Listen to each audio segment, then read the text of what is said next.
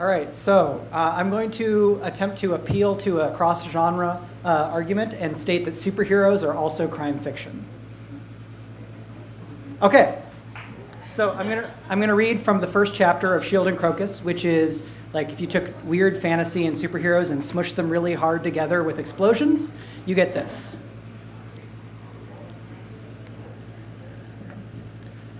Wonderland's apartment was a carefully constructed ruse. The floor was spotted with yard-high stacks of books and carpeted by papers, schematics, and yet more papers. Delicate arrangements of spare parts and sealed bottles of reagents formed mounds outside lanes of traffic. Bookshelves filled the walls from floor to ceiling along three sides of the apartment, broken only by a closet, the hall to the bedrooms, and the opening to the kitchen. Over the last 20 years, the apartment had settled into Wonderland's image, scholarly, brilliant, and scattered. This was the intent.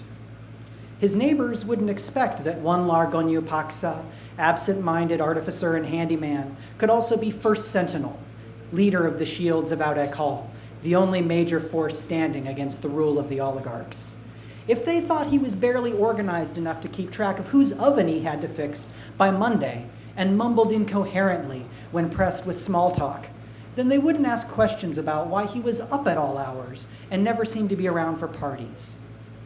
Wonderland stood above a table, squinting to focus on the job at hand. He was approaching his 71st birthday, but he looked no older than any other Ikonolo. He had the same square jaw, the same high forehead, sun-yellow skin, and dark brown hair. For other races, speech patterns, clothes, and personality were most of what set the Ikonolo apart. Since each man looked like every other, each woman a perfect copy of another in features and build. Living side by side with the other races, Ikonolo had learned to differentiate themselves intentionally. For Wonderland, it was just another part of his cover. Favoring his left leg, Wonderland stepped over a short pile of books about rare reagents. He'd cracked his hip a year ago in a skirmish with the Smiling King, and it still took 3 cups of Donmo tea to push back the pain. Wonderland sipped from his 3rd cup of the day, taking a break from mixing the unguent that would refresh the enchantment on the shield's pendants. The oligarchs had stepped up their patrols in preparation for the upcoming summit, especially in Cobalt 3's territory, and Sapphire had nearly been caught in Bluetown on her way back home. So how can I make them last longer? Wonderland asked himself, holding the formula in his head. He'd been enchanting these pendants for 50 years, protecting the shields from the Ikonolo birthright of reading threads. Any Ikonolo could see the emotional threads that connected a person's heart to the people in the world around them, whether it was the stark yellow of fear, the brilliant emerald of compassion, or the blood red of rage.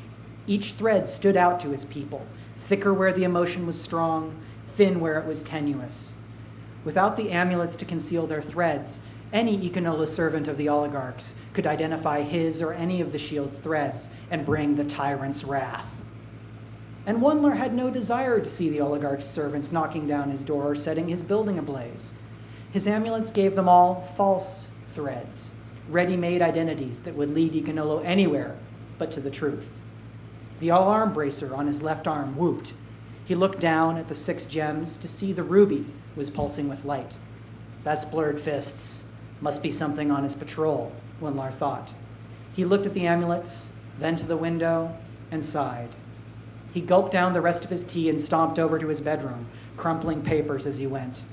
Where the living room was shabby, his bedroom was spotless. Everything in its place. Wonderland threw open the closet and pulled down his long coat, one of the raiment suits, a pair of boots, and his belt. As fast as he could, Wonderland donned the raiment that marked him as first sentinel, leader of the Shields of Audekal. He pulled on a black shirt emblazoned with a watchful yellow eye and a turret on the chest, the symbol he'd chosen not long after the tyrants had claimed his city. He slipped into black linen pants and then snapped on his belt.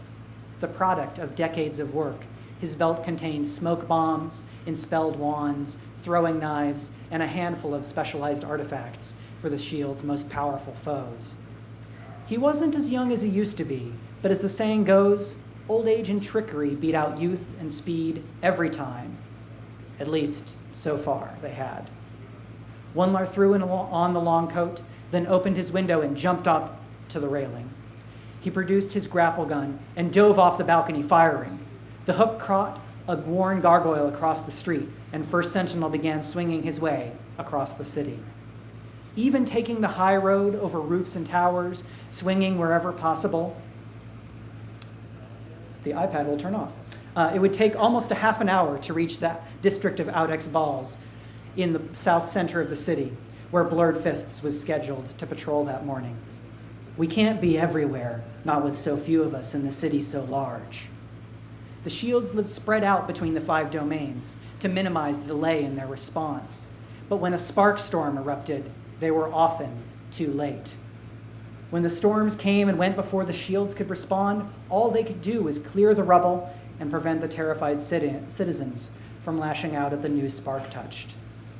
First Sentinel followed the red light in Blurred Fist's gem, which glowed the brightest in the direction of Wonlar's friend, like a magical compass leading him to his friend's location. As he swung down the refuse-filled alley between 2 ruined buildings to avoid a group of sentries, Wonlar heard Sari's voice in his mind, rehashing an old argument. Why do we even bother, Wonlar? We'll never win. We're always too late. How many people do we really help? More than you've gotten killed in your crusade? The memory of her words stung as he hurried through alleyways and streets, ran over buildings, dodged laundry lines, and avoided Cobalt 3's patrols. The ribs rose above the horizon as he swung north, cross-hatching the sky to form a net of shadows. I've been fighting for 50 years, Sari. I'm not going to change my mind now. Getting old means I've earned the right to commit to my bad decisions. Without Selway, he might have lost hope. The boy was First Sentinel's compass.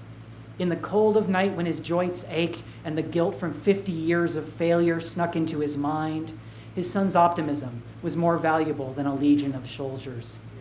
While he's alive, while the Aegis continues to return to us, I have hope. Soaring over the outskirts of the corner, the district to the south of Audex Bowels, he approached the boundary between Cobalt 3's domain and that of the Smiling King. 2 blocks from the border, he swung down from a high office building toward a clock tower. Cobalt 3 had posted 2 guards at a landing just below the clock, looking west and east, with 2 more level with the clock face, facing north and south. The sentries were her basic model, no taller than First Sentinel and about as sturdy as a jury-rigged bicycle. They were piles of brass and copper riveted together and run on an electric battery, but they were skilled enough to hold a crossbow and hit people that didn't know how to dodge. But First Sentinel had been dodging crossbow bolts since before Cobalt 3 was built. He swung wide as the south-facing automaton opened fire. Then he hauled on the grapple line, pulling himself out of the way of the bolt. Using the boost in speed, he swung into the automaton and kicked it through the clock face.